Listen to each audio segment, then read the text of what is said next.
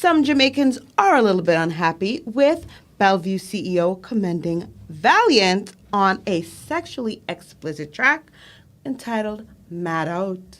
I told you when we premiered it here on the show, right?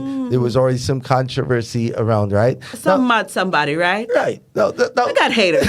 We got some haters. No, the original controversy was the fact that, you don't want to be saying you're mad and that you're mad out and thing because people are saying you're calling things down on yourself. You're casting spells with the words, right? So that's where the original outrage came from.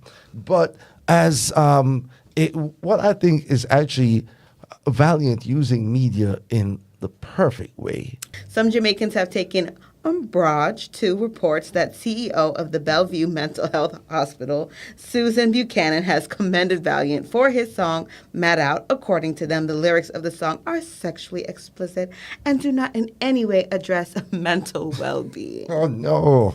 So she sees that as an opportunity maybe now to use Valiant, and although the song is not addressing mental health issues, but using his name to get an article like this going or just a conversation going in Jamaican society about mental health and mental issues and the stuff that's going on at Bellevue.